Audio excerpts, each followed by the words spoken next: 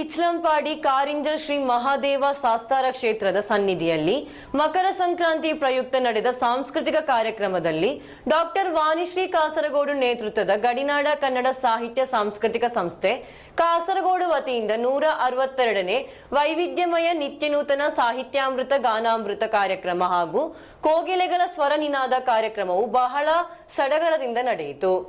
ಇಚಲಂಪಾಡಿ ಕಾರಿಂಜ ಶ್ರೀ ಮಹಾದೇವ ಶಾಸ್ತಾರ ಕ್ಷೇತ್ರದ ಸನ್ನಿಧಿಯಲ್ಲಿ ಮಕರ ಸಂಕ್ರಾಂತಿ ಪ್ರಯುಕ್ತ ನಡೆದ ಸಾಂಸ್ಕೃತಿಕ ಕಾರ್ಯಕ್ರಮದಲ್ಲಿ ಡಾಕ್ಟರ್ ವಾಣಿಶ್ರೀ ಕಾಸರಗೋಡು ನೇತೃತ್ವದ ಗಡಿನಾಡ ಕನ್ನಡ ಸಾಹಿತ್ಯ ಸಾಂಸ್ಕೃತಿಕ ಸಂಸ್ಥೆ ಕಾಸರಗೋಡು ವತಿಯಿಂದ 162ನೇ ವೈವಿಧ್ಯಮಯ ನಿತ್ಯ ನೂತನ ಸಾಹಿತ್ಯಾಮೃತ ಗಾನಾಮೃತ ಕಾರ್ಯಕ್ರಮ ಕನ್ನಡ ಕೋಗಿಲೆಗಳ ಸ್ವರ ನಿನಾದ ಕಾರ್ಯಕ್ರಮ ಬಹಳ ಸಡಗರದಿಂದ ನಡೆಯಿತು.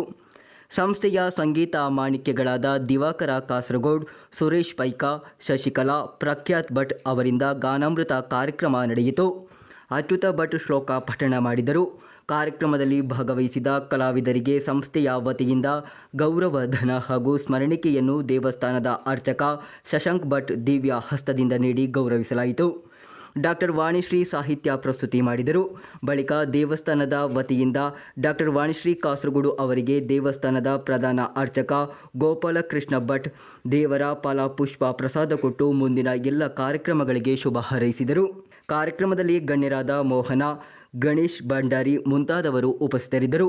News bureau, Kasaragod.